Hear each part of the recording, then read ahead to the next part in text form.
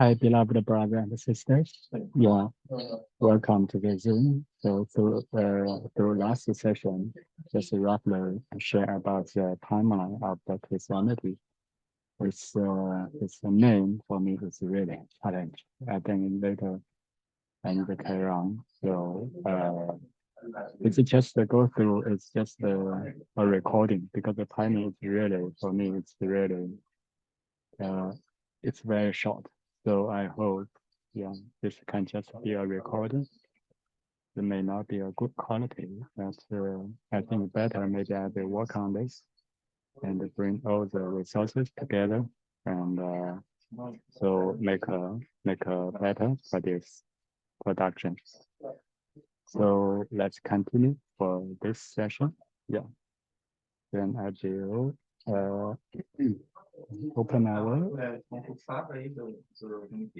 So yeah, let's just continue. Yeah, from last. So actually, yeah. So before I read what I already wrote, so I just want to make a short prayer. Lord, bless you, and may Holy Spirit just leading us and guiding us. And may we always receive the divine revelation and wisdom. You guide our mind, guide our mouths, and guide our senses, eyes, ears, and whatever we're reading, whatever we're thinking, all according to your will. May your words and live inside our heart. May our mind all the time meditating your words day and night. Thank you, Lord. You are always guiding us and leading us. And you will never leave us, you never forsake us. In the name of Yeshua, I pray. Amen. Okay, yeah. Yeah, it's just like what I have already said. When I read through the timeline of the history of Christianity, the name of the person is really a challenge. It's hard to pronounce, but the names are very important because God calls our names in person. Yeah, the names is very important, although it's hard, but it's really very important. Whatever your name is, English name, Chinese name, Japanese name, Spanish name, or any other language, Indian name, or African name, or any other native, yeah, whatever your father call your family name, yeah, the first name, third name. Maybe someone lose their names, but anyway, so once you got name, your name is really very important because God called us in name. Yeah. The names in Bible have very rich meaning. For example, the meaning of the name of Jesus is salvation. Let's read what's that. So recently, I just found one software. It's called ChatGPT. Actually, it's quite interesting software. Yeah. So it's open resources. It's like something robot. Yeah, but you can chat with the software. So let's read what's the chat GPT showing below. Yeah, I just got the information about this recently. Yeah, it's really, very helpful. Yeah. So what's the chat GPT show? The meaning of Jesus. Yeah, just read through. Jesus, also known as Jesus of Nazareth of Jesus Christ, is the central figure in Christianity and is believed by Christians to be the Son of God and the Savior of the world. According to Christian belief, Jesus was born of a virgin named Mary in Bethlehem in approximately about 4 BC. Yeah, and lived a life of exemplary moral character and selflessness, teaching and performing miracles through his ministry. Then Jesus' teachings and life have been extensively documented in the Christian Bible's New Testament, which tells of his teachings on love, forgiveness, and compassion, as well as his miracles, including healing the sick, feeding the hungry, and raising the dead. Christians believe that Jesus was crucified and died on the cross, and then rose from the dead on the third day, demonstrating his power over death and sin. His death and resurrection are central to the Christian belief in salvation and eternal life. For Christians, Jesus is not only a historic figure, but also a divine being, what offers hope, forgiveness, and salvation to all who believe in him. The meaning of Jesus, therefore, is often understood in the context of his role as the Son of God and the Savior of the world. This is quite interesting. This ChatGPT just roughly explain who is Jesus. Yeah. So actually, this chat GPT, there's a website. It's called chat.openai.com. Yeah, you can just open this website, then you can really register. But I think in some country, maybe in China, it's still not available. But people in some restricted places, they can use their own way. Maybe just use a foreign country numbers and something. Then you can enjoy the software. You can ask the AI any question, then the result will later show up to you on your computer. For example, when I ask, when will World War III start? You see, then I press regenerate response.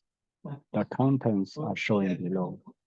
As an AI language model, I cannot predict the future or provide information that is not based on the evidence or facts. You see, it's very humble. It is important to note that war and conflict are complex issues that involves many political, economic, social, and cultural factors. The outbreak of a world war would be catastrophic, and it is in the interest of all nations to work towards preventing such an event. It is important to focus on efforts to promote peace, understanding, and cooperation between nations and the people, rather than speculating on the possibility of another world war. It is crucial that leaders work together to address the root causes of conflict and seek peaceful solutions to disputes through diplomatic means. This is roughly explained by the chat GPT. When I press regenerate response button again, there's a below content. So every time when you press again, it will come out different words, different sentence. As an AI language model, I cannot predict the future, but I have no way of knowing when or if a World War III will start. It's important to note that wars and conflict are complex, and their occurrence is often influenced by various political, economic, social, and environmental factors that can be difficult to predict it. It is also important to remember that wars and conflicts can have devastating consequences for individuals, communities, and entire nations. Instead of focusing on the possibility of war, it is essential to work towards peace, understanding, and cooperation between nations and communities. So, yeah, this is another explain. Yeah. So every time when you press the button, it will come out slightly different. Yeah. When you ask the specific, more detail, it will try to explain. Yeah. why Russia? Another question is why Russia invaded Ukraine? Yeah. So the answer is the situation between Russia and Ukraine is complex and multifaceted. In 2014, Russian forces annexed Crimea, a peninsula that was previously part of Ukraine.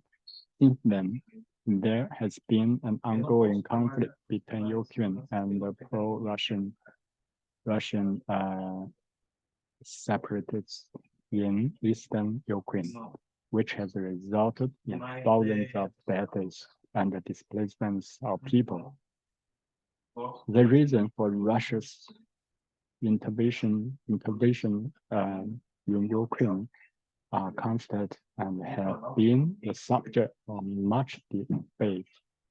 Some argue that Russia's intervention in Ukraine was driven by a desire to protect endemic Russians living in Ukraine and to research its influence in the region. Others suggest that Russia's intervention was motivated by strategy concerns, including the desire to control Ukraine's natural resources and maintain access to the Black Sea. Whatever the reason, you see, the intervention has been met with international condemnation and sanctions against Russia by many Western countries. The conflict has also had a significant impact on the people of Ukraine, with many living in areas affected by the conflict, and there have been ongoing efforts to resolve the conflict through diplomatic means. Then you see this is roughly explained by the chat GPT. When I press the button again, then the text showed below. The reason for Russia's invasion of Ukraine are complex and multifaceted, and there is no one definitive answer. However, the following are some of the key factors that have contributed to the ongoing conflict between Russia and Ukraine. Historical and cultural ties. Russia and Ukraine share a long history and cultural ties. Many Russians and Ukrainians see each other as brothers and sisters, and the two countries have a shared Slavic heritage. Additionally, a significant number of ethnic Russians live in Ukraine, particularly in the Crimea region, which Russia annexed in 2014. Political and economic interests. Russia has long seen Ukraine as a critical strategy and economic partner, and the two countries have a significant history of political and economic ties. When Ukraine pursued closer ties with the European Union in 2014, Russia saw this as a threat to its influence in the region, as a threat to national security. Russia has argued that its actions in Ukraine are in response to what it perceives as a threat to its national security. Russia claims that it is protecting the interests of ethnic Russians in Ukraine, and that it has a duty to defend itself against what it sees as hostile forces on its borders. Geopolitical ambitions. Some analysis argue that Russia's actions in Ukraine are part of border strategy to expand its influence and power in the region. This strategy is often referred to as Russian expansionism. Expansionism. Russia want to expand the border. It's important to note that the conflict in Ukraine is complex and involves multiple actors, including Ukraine government forces, including Ukraine government office, separatist groups in eastern Ukraine, and various international players. The conflict has resulted in thousands of deaths and displacements of civilians, and it remains an ongoing issue. Yeah, just another explain. So another question is why World War II happened? The answer is why World War One happened. The chart the answer is World War One was global conflict that lasted from 1914 to 1918 and involved many of the world's major powers. There were several underlying causes of the war, including nationalism, the strong sense of national identity and pride that have developed in many European countries contributed to tensions between these countries. Many believed that their country was superior to others and deserved greater power and influence. Another is imperialism. European powers competed for colonies and territories around the world, which increased tensions and rivals between these countries. Alliance systems. European countries formed complex alliances with each other, which means that a conflict between two countries could quickly draw in other countries. Militarism. Many countries had built up their military power and so war was the meaning of demonstrating their strength and power. Assassination of Archduke Franz Ferdinand. The association of Archduke Franz Ferdinand of Austria-Hungary by a Serbian nationalist was the immediate trigger of the war. This event led to a diplomatic crisis, and the complex system of alliance between European powers means that a conflict between Austria-Hungary and Serbia quickly grew in other countries and led to a global conflict. These factors, along with the complex web of alliance and the immediate trigger of the social associations of Archduke Franz Ferdinand, led to the outbreak of World War I. The war had a profound impact on the world, resulting in the deaths of millions of people and significant political, economic, and social changes. So this explains the chart. So another question, why World War II happened? The answer is World War II was a global conflict that lasted from 1939 to 1945 and involved many of the world's major powers. The reasons for the war are complex, but some of the main causes include the Treaty of Versailles. The Treaty of Versailles, which ended World War I, imposed harsh repressions on Germany and forced it to take responsibility for the war. This created a sense of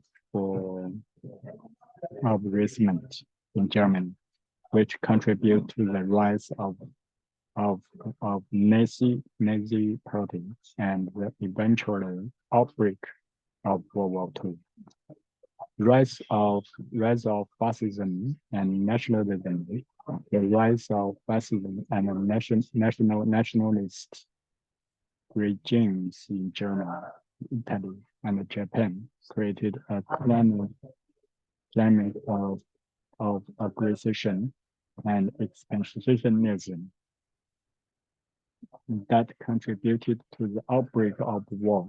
This region sought to expand their territories and influence, often through military means. Appeasement. Many countries, including Britain and France, pursued a policy of, appeasement in the face of German aggression. This allowed Germany to expand its territories and military power without facing significant resistance, emboldening its leaders and contributing to the outbreak of the war. Failure of collective security. The League of Nations established after World War I to prevent future conflict proved ineffectively in the face of rising aggression and militarism in the 1930s.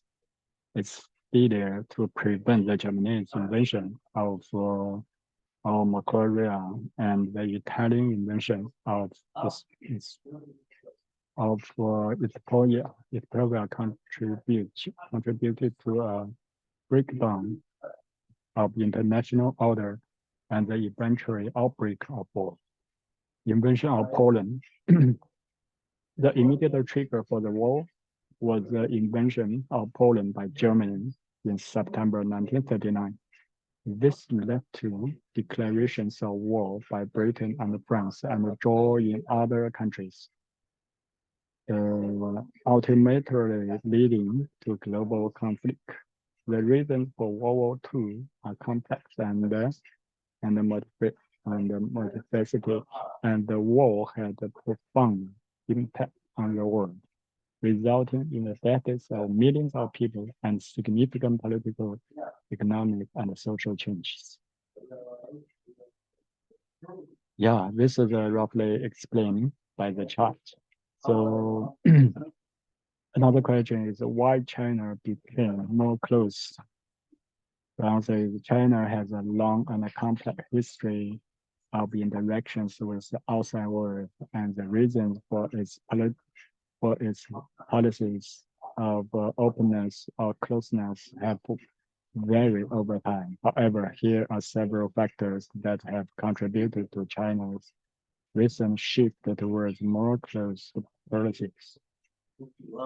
Domestic political considerations. China is a one-party state, and the Chinese Communist Party, CCP, maintains quite grip on political power. The government is highly sensitive to any potential threats to its rule and often takes steps to maintain internal stability and control. Economic development. China has experienced rapid economic growth over the past several decades, becoming one of the world's largest economies. As China has grown more prosperous, the government has sought to protect its domestic industries and maintain control over key sectors of the economy. Nationalism. The Chinese government has sought to promote a sense of national pride and unity among the Chinese people, often by emphasizing China's historic achievements and promoting a view of China as a great power. This has led to a more assertive foreign policy and a greater focus on China's own interests.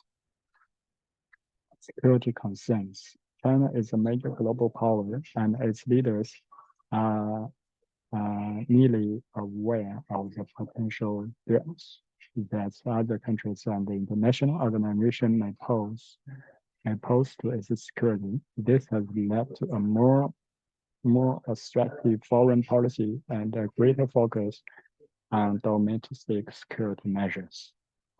Overall, while China has undergone significant economic and social change over the past several decades, the Chinese government remains highly focused on maintaining control over its citizens and maintaining its position as a major global power. This has led to a more just approach to foreign relations and a greater emphasis on protecting China's own interests. So this explain of the chart. Then another question is why people believe in the evolution. Yeah, the people come from the monkey tribe.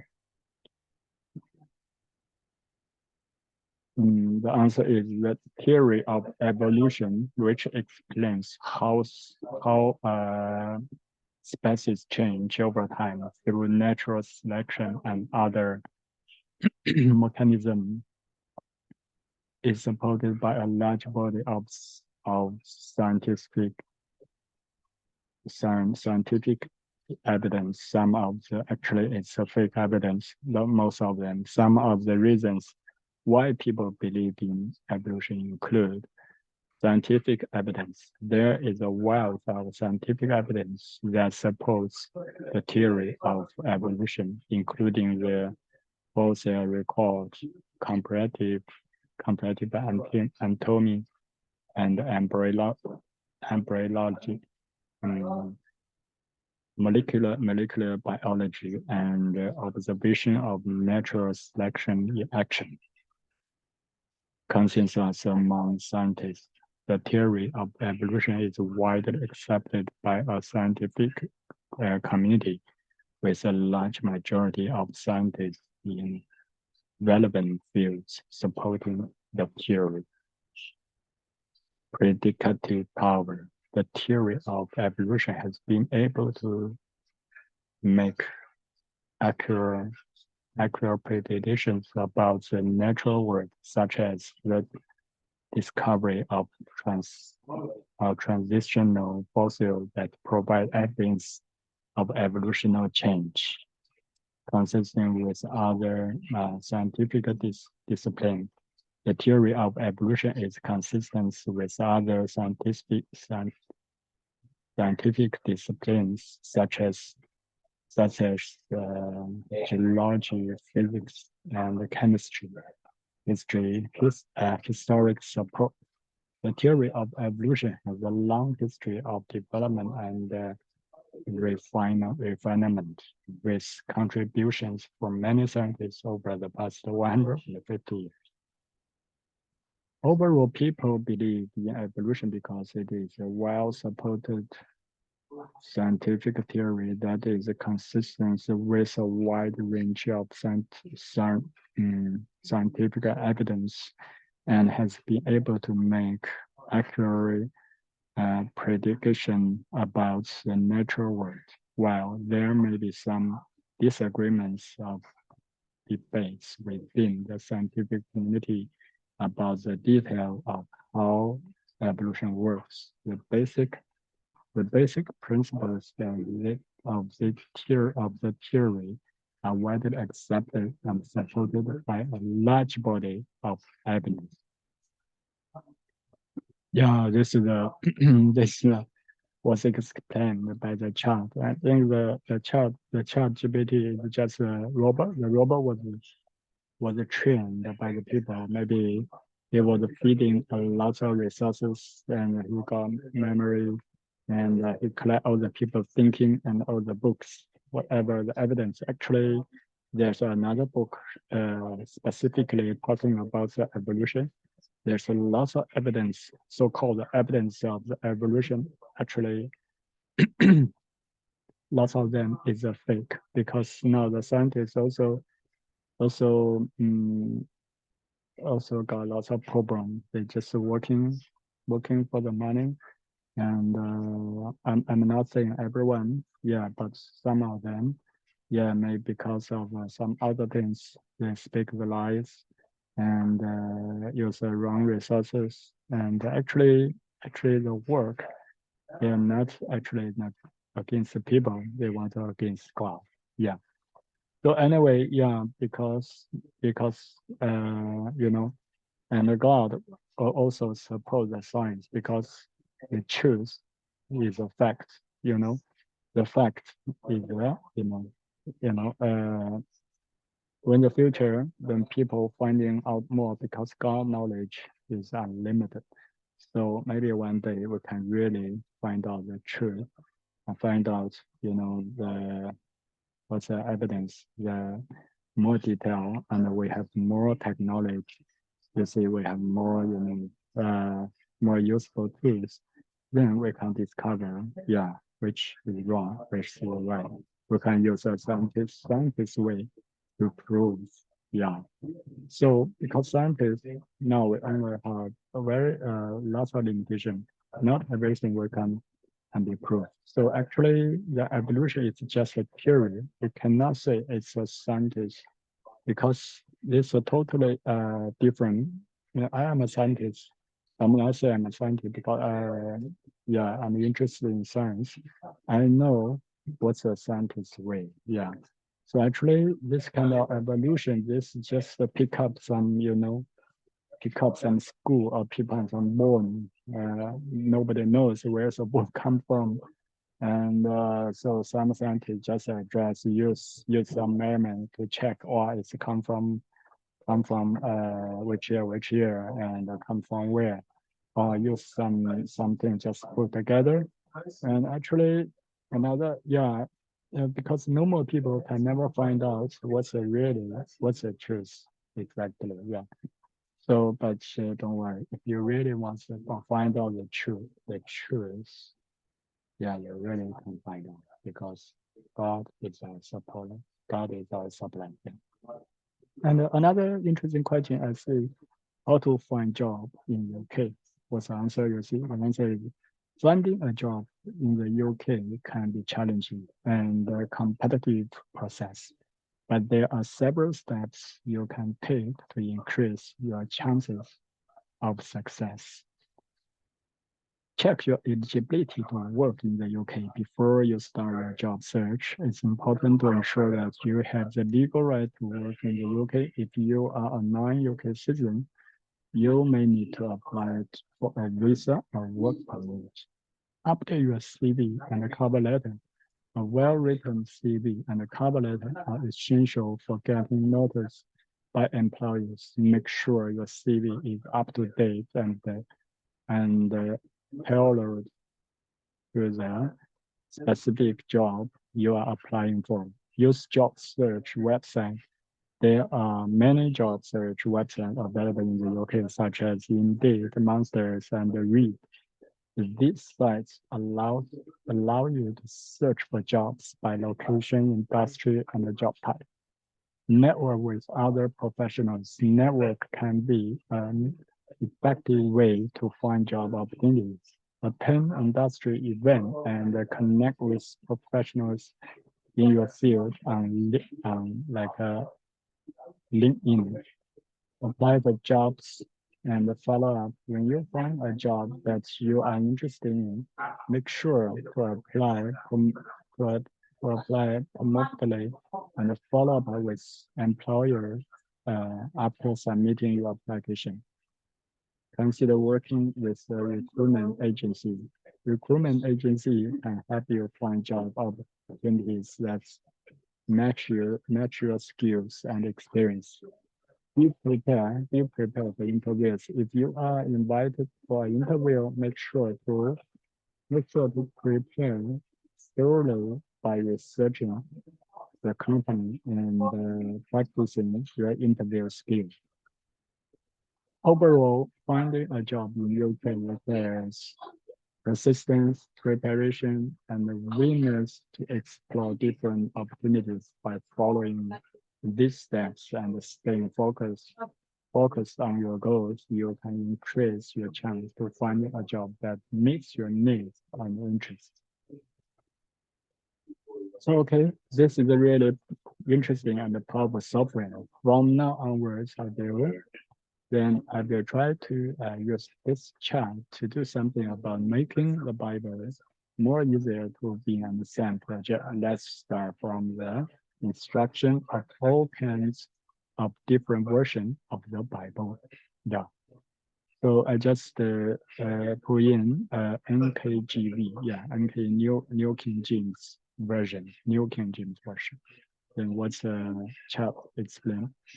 The New King James Version, NKJV, is a modern English translation of the Bible that was first published in 1982. It is based on the original King James Version, KJV, but has been updated to use modern English and to incorporate some of the latest scholarship in biblical translation. Like the KJV, the NKJV is a highly respected translation of the Bible among many Christians. It seeks to balance accuracy with with reliability, making it a good choice for both personal reading and study. The NKJV includes the same books as the KJV, the Old Testament, the New Testament, and the Apocrypha in some editions. It is published in a variety of formats, including print, electronics, and audio versions, making it accessible to a wide range of readers. Overall, the NKJV is a popular and widely used translation of the Bible that is known for its accuracy,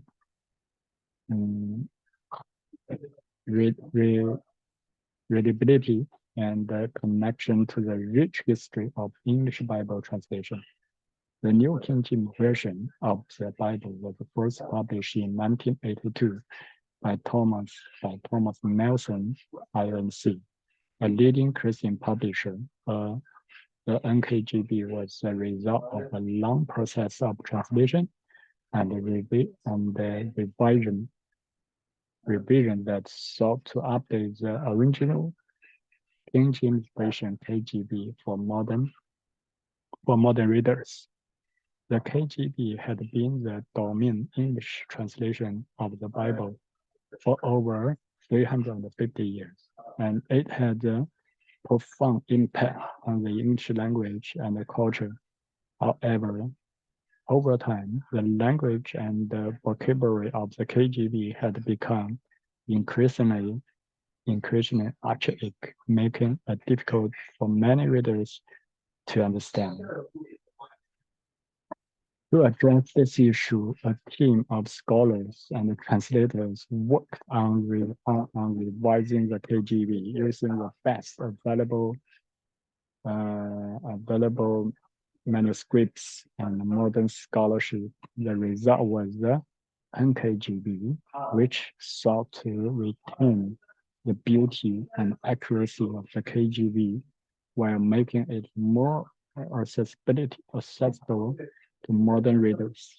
The NKJV was well received by many Christians, and it quickly became one of the most popular translations of the Bible in English. It has since been updated and revised several times to reflect new scholarship and to improve its accuracy and readability and readability. Today, the NKJV continues to be widely used in churches and by individuals readers around the world, and it remains a significant contribution to the history of English Bible translation. Okay, this explain of the chart. Then I just check what about the publisher, the Thomas publisher, right? The answer is Thomas Nelson INC is a Christian publishing company that was formed in Scotland in 1798 by Thomas Nelson. The company was a long history of producing Bibles as well as books on Christian living, theology, and other religious subjects. Over the years, Thomas Nelson has published many well-known Bibles, including the New King James Version, NKJV, the New International Version, NIV, and the King James Version, KJV. The company has also published a wide range of other religious books and resources, including study Bibles, devotionals, and commentaries. In addition to its publishing activities, Thomas Nelson has also been involved in the distribution of Christian products, including music, videos, and other resources. The company has undergone several changes in ownership over the years, and it's currently part of HarperCollins Christian Publishing, a division of HarperCollins Publishers. Today, Thomas Nelson continues to be a leading publisher of Christian books and Bibles, with a mission to inspire and enrich the lives of readers around the world. The King James Version KJV of the Bible is a translation of the Christian Bible into English that was first published in 1611. It is also known as the Authorized Version, AV, as it was authorized by King James I of England. The KJV was the product of a team of translators who sought to produce an accurate and readable English translation of the Bible. They use the best available manuscripts of the Hebrew and the Greek text, as well as the previous English translation, to create a new version that will be both faithful to the original text and accessible to English readers. The KJV has had a significant impact on English language and culture.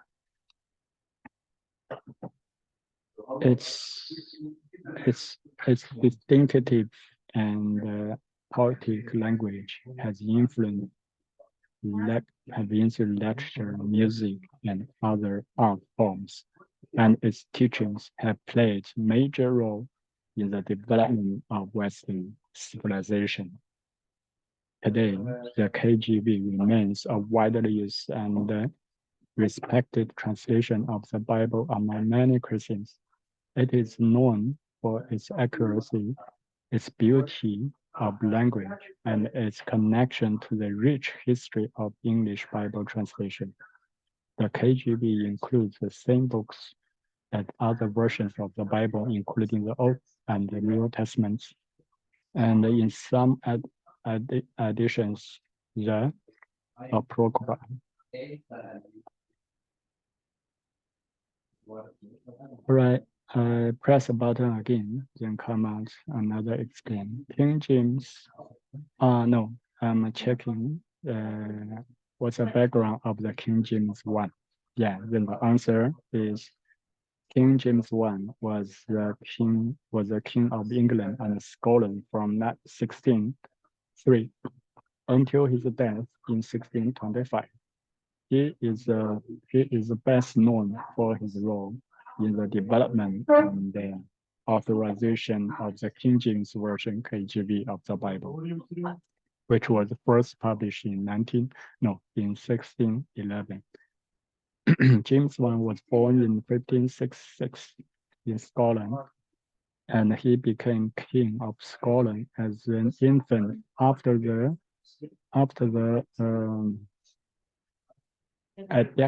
abduction of his mother, Mary Queen of Scots. He later inherited the English throne in 1603 after the death of Queen Elizabeth I. James I was a learned scholar who had a keen interest in theology and the Bible. He believed that a new translation of the Bible was needed to replace the old versions, which he considered to be inaccurate and diocese. To this end, he authorized a group of scholars and theologians to undertake a new translation of the Bible into English, which became known as the King James Version, KJV. The KJV was a significant achievement in English language and literature. It became the most widely used and respected translation of the Bible in English, and it had a profound influence on the development of the English language and culture.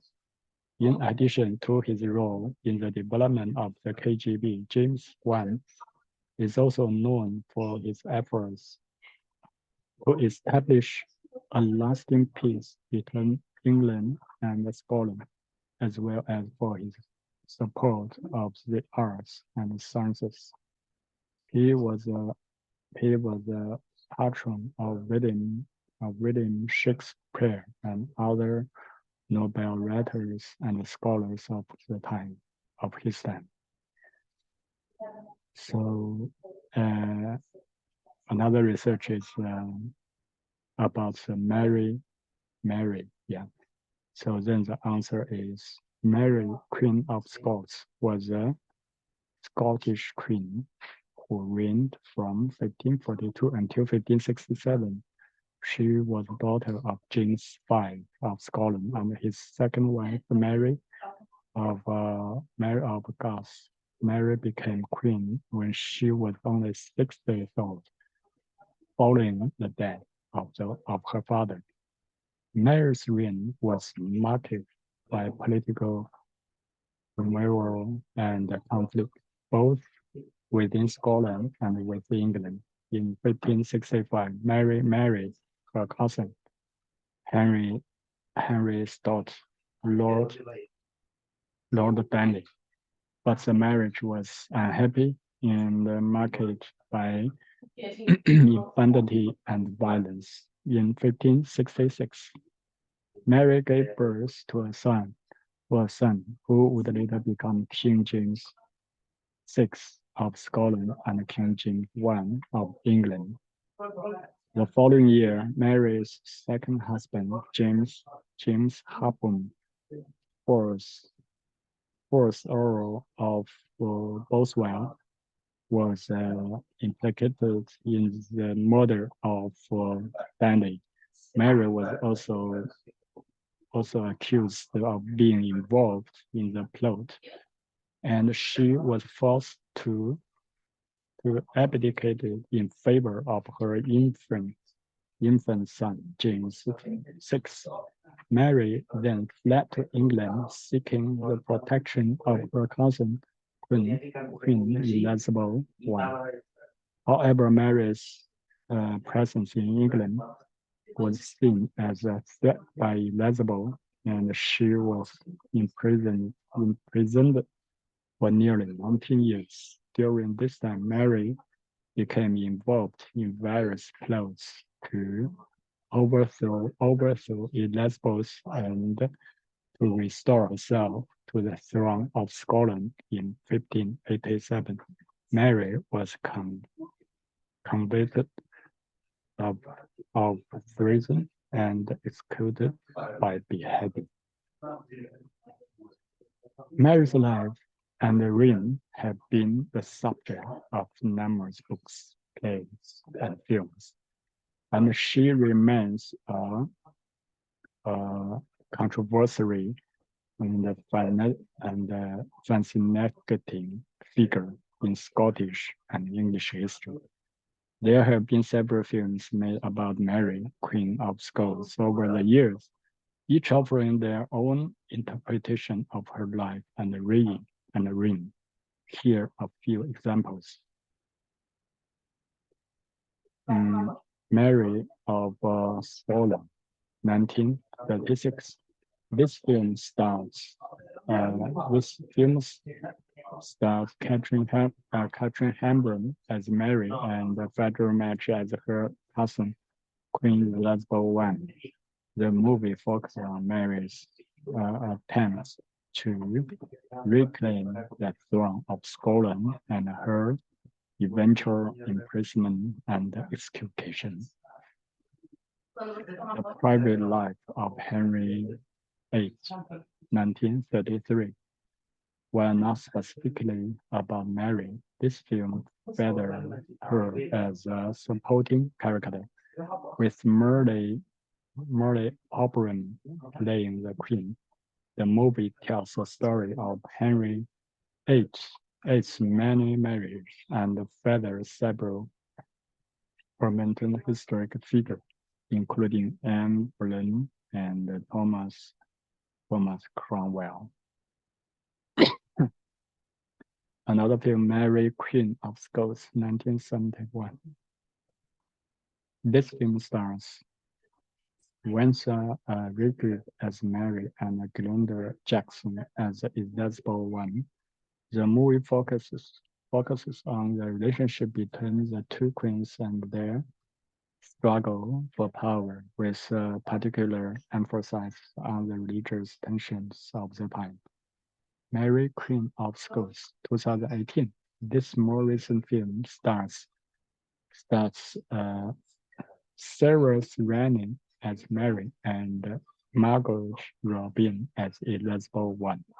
The movie explores the political and personal conflict between the two queens, with a focus on Mary's imprisonment and eventually execution.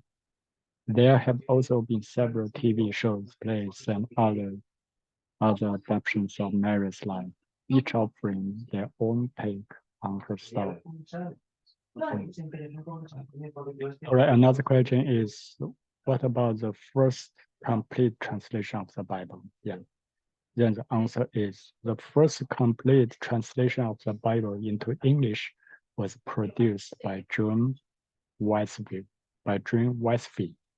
in the 14th century. Wesley was an English theologian and a religious reformer who believed that the Bible should be available to all people in their native language. Wesley's translation of the Bible was based on the Latin Vulgate, which was the standard Bible used by the Roman Catholic Church at the time. Wesley and his followers, known as Longlords, distributed handwritten copies of the translation throughout England, challenging the authority of the church and its exclusive control over religious knowledge. Wesley's translation was not printed until more than a century after his death, but it had a significant impact on the development of the English language and the Protestant Reformation. Many of the phrases and idioms that are still in use in modern English today can be traced back to Wesley's translation of the Bible. It is worth noting, however, that there were other partial translations of the Bible into English before Wesley, such as the Old English Hexagon and the Middle English translation of the Psalms. Additionally, there were translations of parts of the Bible into English as early as the 7th century, such as Webster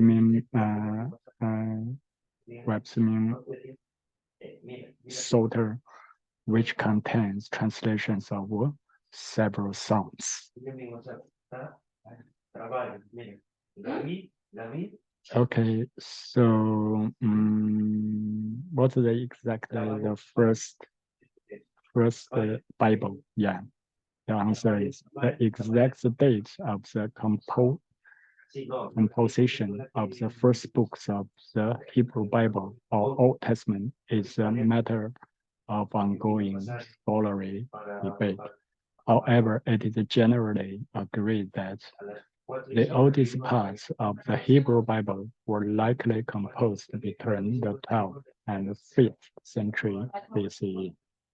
The first 5 books of the Hebrew Bible, known as the Torah or Pentateuch, are traditionally attributed to Moses and are considered the oldest part of the Hebrew Bible. The Torah includes the books of Genesis, Exodus, Leviticus, Numbers, and Deuteronomy, and it provides the foundational stories of the Jewish people, including the creation of the world, the stories of Abraham and his descendants, the exodus from Egypt, and the giving of the Ten Commandments. The other books of Hebrew Bible were written over a much longer period of time, with some books likely composed as late as 2nd century BCE. The books of the Hebrew Bible were written in Hebrew, with some portions in Aramaic, and were eventually compiled into a single text known as a Tanukh. The Tanukh is a Jewish equivalent of the Christian Old Testament, and it is divided into 3 parts: the Torah, the prophets, and the writings. What is the Tanukh? Actually, they explain the answer is the Tanukh is a Jewish Bible which contains the same books as the Christian Old Testament, but is organized and arranged differently. The word Tanukh is an acronym for the 3 sections of the Jewish Bible: Torah, Nevi'im, and Ketuvim.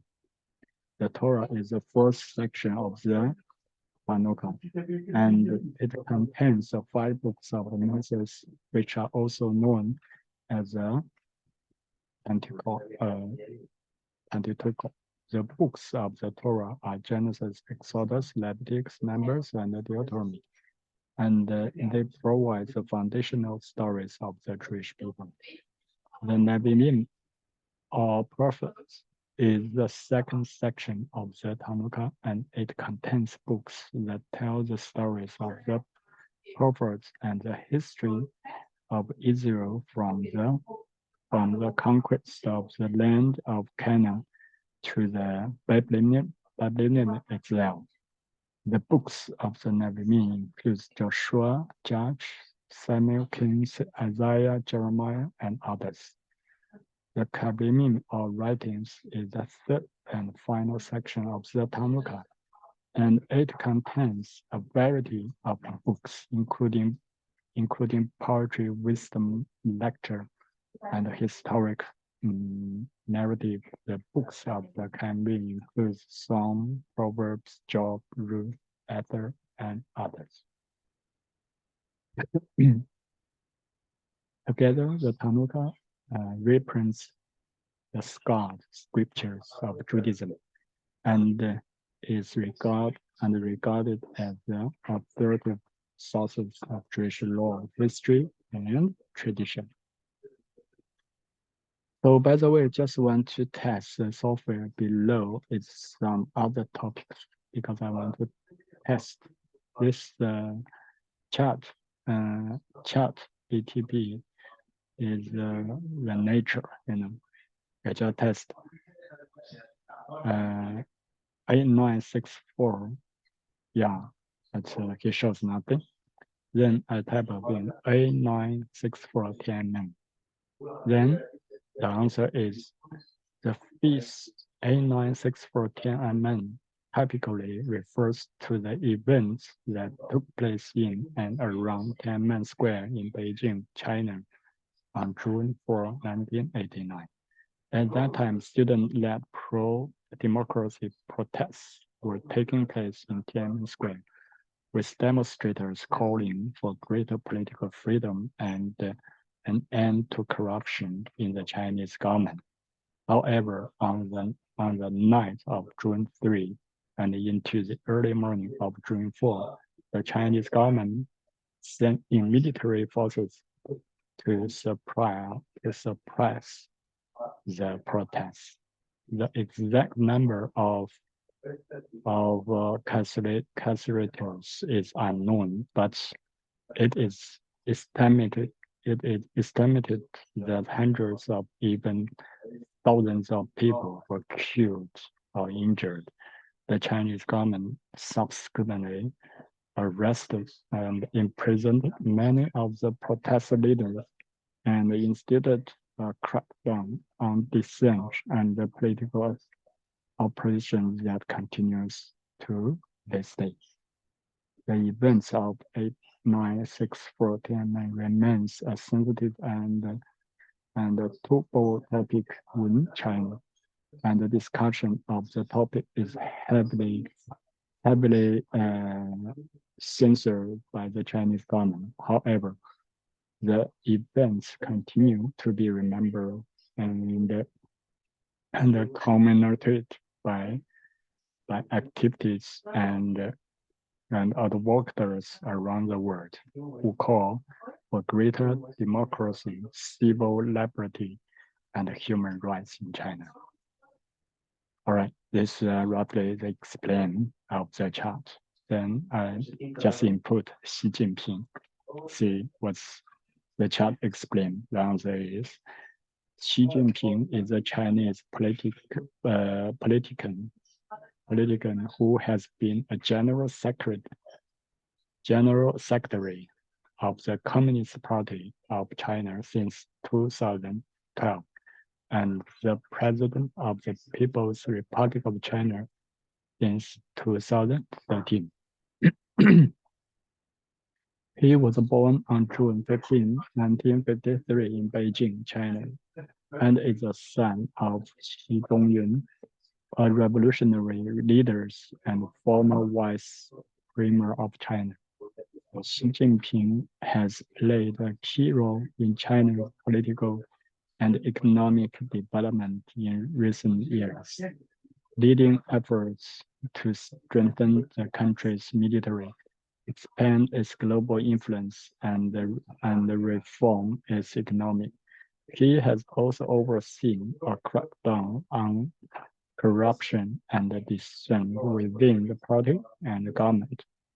Under Xi's leadership, China has pursued a more assertive foreign policy with a focus on increasing its regional and global influence through the initiatives such as Belt and Road Initiative, a massive infrastructure and investment project aimed to increasing connectivity and economic cooperation among countries in Asia, Europe, and Africa. Xi Jinping has also been a key figure in China's efforts to address global challenges such as climate change and the pandemic response. And he has called a greater cooperation and partnership among nations to address these issues. Okay, this roughly explain. Then we can see actually the robot also has a nature. He dare not speak anything, any bad thing about this Xi Jinping. Actually, the human right in China is very serious, and all the time in the prison, there's a lot of political crime. There are lots of political because they are speaking, because they are writing, and because they are publishing, and they were put in the prison, and a lot of people be killed. Yeah, just like Mr. Liu Xiaobo. Yes, and another person is Gao Zhisheng. So people still under disappearing. So that's a lot of people, like the lady Zhang Zhan. Yeah. So lots of cases around this. Yeah. So we pray that China can be changed. Yeah. And another thing, I want to check the white paper movement recently happened just last year, but there's no any result of the chart. Yeah. So the charts explain the white paper movement in China refers to a series of student protests that took place in 2018. Yeah. Take a note, this recording is 2018, it's not 2012, not 2022. In response to a government policy document known as a new education policy, which aims to reform the country's college entrance exam system.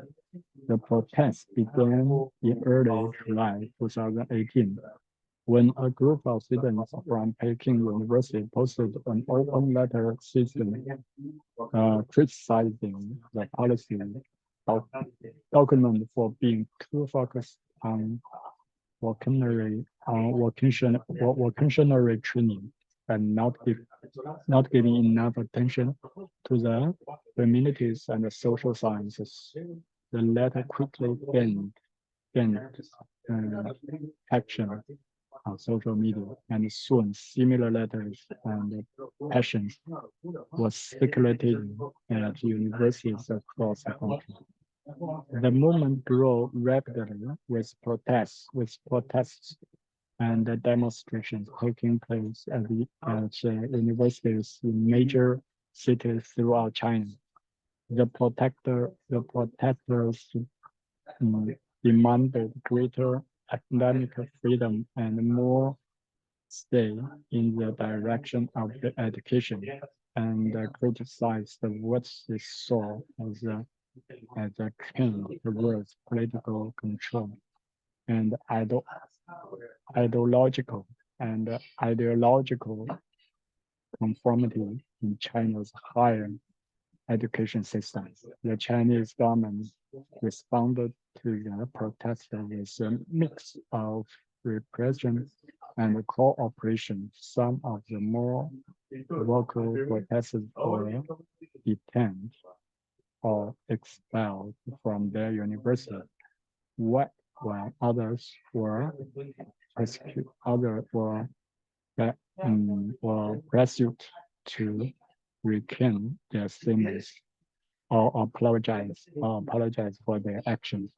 At the same time, the government also announced some minor policy challenge in response to the protester demand, such as loosening of some of the restrictions on college major and the establishment of new experimental zones for library arts education.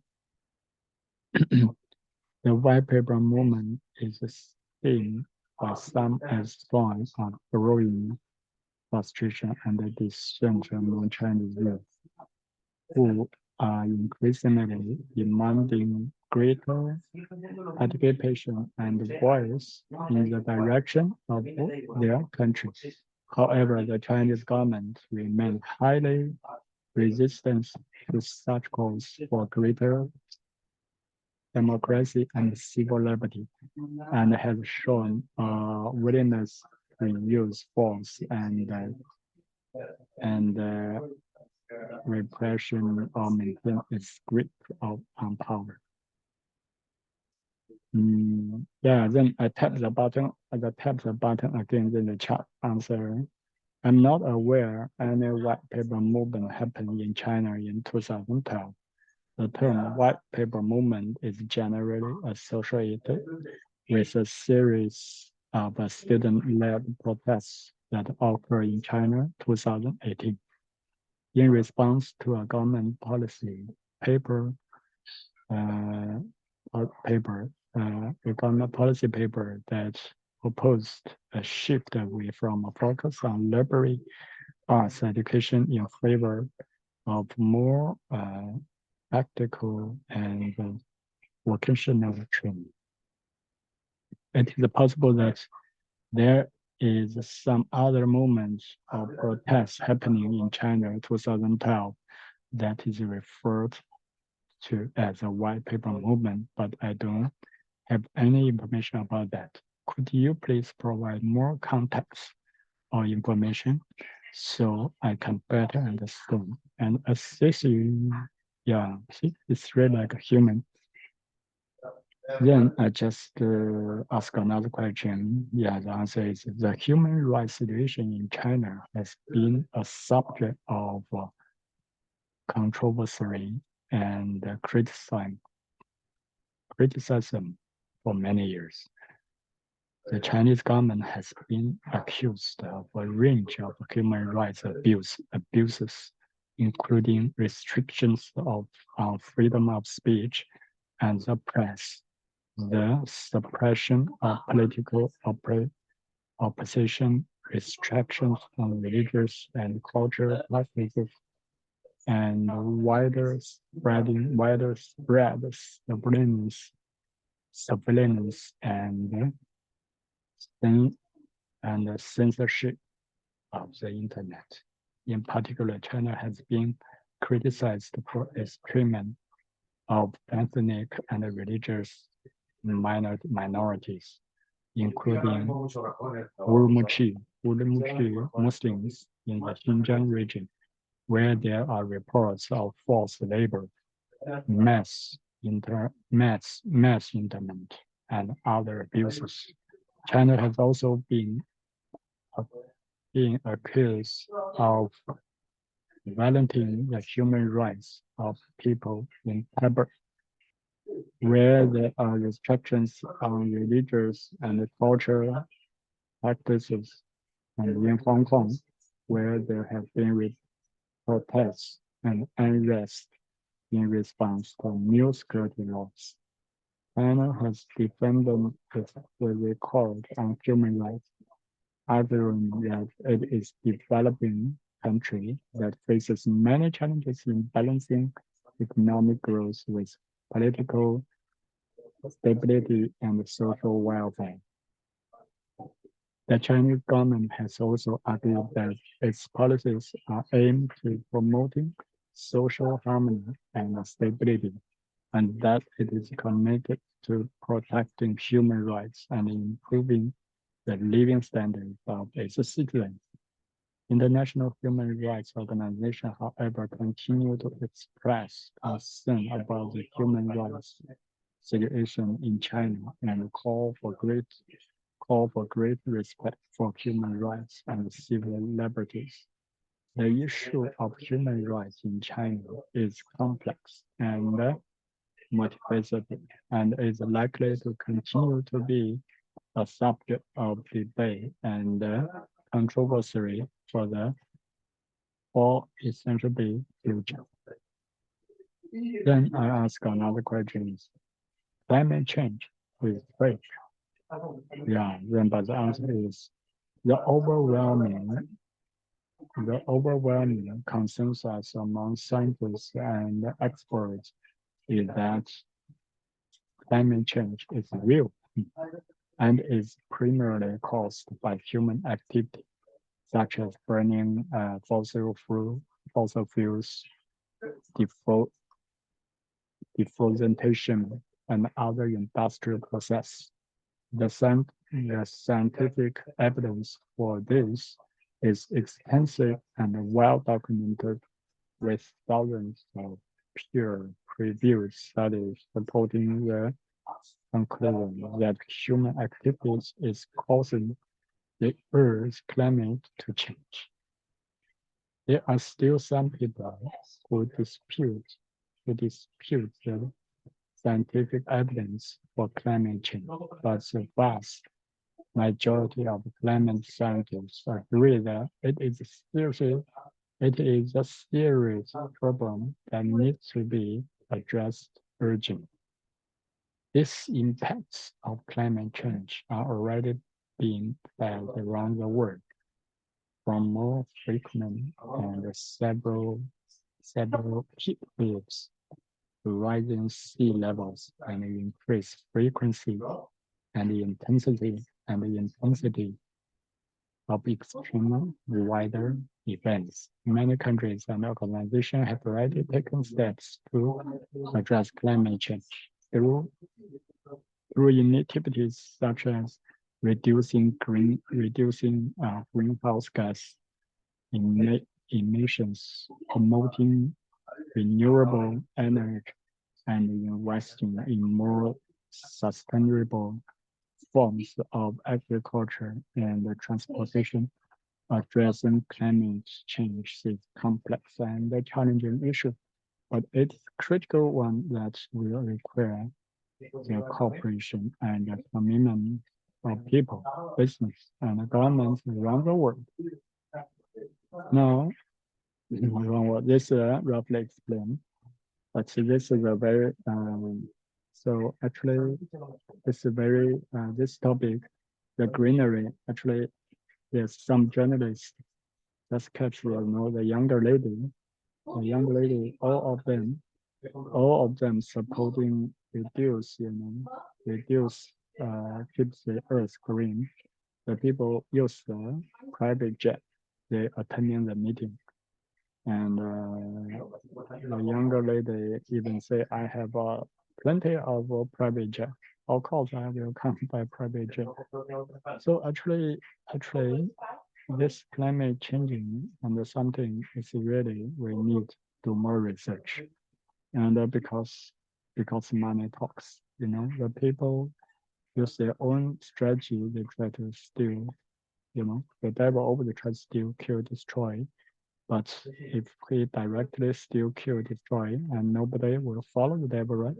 But he used some evil plan, then the people be cheated, and the people's money are gone, right? So the government spend lots of money to do the greenery, to do, green and so-called green energy, and spend all our money. And then at the end of the day, when you want to claim your money, like the insurance, the health insurance, the government says, sorry, the money already been spent. And with your agreement, actually we can never really trust the government because we can only depending on God. We always need to open our eyes to check and to watch the government because the government is belong to the world and always is a corruption and lots of bad things going on. Yeah.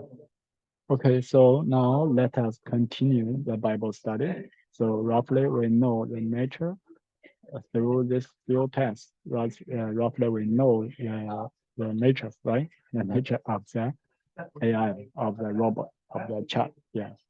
So okay, now let us continue our Bible study. Yeah. Okay, still concerned about the first translation Bible. Yeah, the answer is the first translated Bible is a matter of historical debate. There were various translations of the Bible into different language throughout history. However, one of the earliest and the most significant translation is Septuagint, which is a Greek translation of the Hebrew Bible that was completed in the 3rd century BCE. The Septuagint was created for the benefit of Greek-speaking Jews in Alexandria, Egypt, who were more familiar with the Greek language than with Hebrew. It is said have been translated by 72 Jewish scholars, which is where its name comes from. The Latin word Septuagint means 70. The Septuagint became an important text for early Christians, as many of the New Testament writers quoted from it. Later, the Latin Vulgate translation of the Bible by Saint Jerome in the 4th century CE became one of the most widely used versions of the Bible in the Western world for centuries. However, there were many other translations of the Bible into various languages throughout history, including translations into Old English, Middle English, and Modern English, such as the King James Version. The Septuagint is a Greek translation of the Hebrew Bible, also known as the Old Testament, that was created in Alexandria, Egypt in the 3rd century BCE. It is said had been translated by 72 Jewish scholars, which is where its name comes from. The Latin word speculating means 70. The spreading was created for the benefit of Greek-speaking Jews in Alexandria who were more familiar with the Greek language than with Hebrew. It became an important text for early Christians, as many of the New Testament written quoted from it. The speculating was also influential in the development of the Christian Old Testament, as it contains several books that were not included in Hebrew Bible, such as Apocrypha. Yeah, the speculating was widely used in the early Christian church and remains an important text in the Eastern Orthodox Church. It has also been an important source for scholars studying the history of the Bible and its transmission, as it provides insight into the Hebrew text as it was understood in the Hellenistic world. All right, now I want to do some research about Aramaic language, Aramaic Bible. The answer is the Aramaic Bible refers to the portions of the Bible that were originally written in the Aramaic language. Aramaic is a Semitic language that was widely spoken in the ancient Near East, particularly in the region that is now Syria and Iraq. There are several portions of the Bible that were originally written in Aramaic. This includes parts of the books of Ezra and Daniel in the Old Testament, as well as certain sections of the Gospels in the New Testament. For example, in the Gospel of Mark, Jesus is quoted as saying, "Talata kum," which is Aramaic verses that means "little girl, get up." The Aramaic language was a common language in the Near East during the time when the Bible was written, and it was likely used by many people in the region. Aramaic was also the language spoken by Jesus and his disciples, as well as by many of the early Christian countries. As a result, the Aramaic portions of the Bible provide valuable insight into the linguistic and cultural context in which the Bible was written. Aramaic is a language that belongs to the Semitic family of language. Then I will continue, do the research. So I just put in Aramaic language. Then the answer is Aramaic. Aramaic is a language that belongs to the Semitic family of languages, which also include Arabic and Hebrew. It's originally in ancient times, and was spoken in various parts of the Middle East, including parts of present-day Syria, Iraq, Iran, and Turkey. Aramaic was once a widely spoken language in the Near East and was used as a lingua franca in the ancient world, especially during the time of the Persian Emperor. It was also the language of the Jewish people in the time of the Babylonian exile, and many portions of the Hebrew Bible Old Testament were written in Aramaic. Today, Aramaic is primarily spoken by small communities in various parts of the world, including Iraq, Syria, Iran, Turkey, and some explorer communities in Europe and the Americas. The language has several dialects, including Eastern, Western, and New Aramaic, and its modern-day usage is primarily for religious purposes or in small localized communities. All right, then is another topic is Talmud. Yeah, was the answer. The Talmud is a central text of Jewish law and tradition. It is a vast collection of Jewish writing consisting of two main parts, the Mihem and the Gemara. The Mihem is a completion of the Jewish oral law, which was codified the 2nd century CE by Rabbi Judah the Prince. It is organized into 6 sections called Sederim, which cover topics such as agricultural festivals, marriages, and divorce, and civil and crime and criminal law.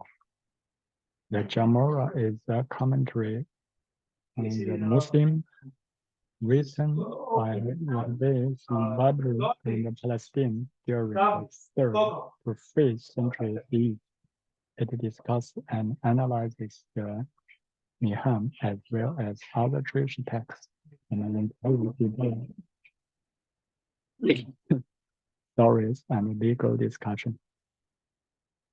Together, the Mikem and the German makes up the Talmud. There are 2 versions of the Talmud. The Babylonian Talmud and the Jerusalem Talmud. The Babylonian Talmud is the more widely studied and authoritative version and is considered the central text of Rabbinic Judaism. The Talmud is considered the foundational text of Jewish tradition and is studied extensively by Jewish scholars and students.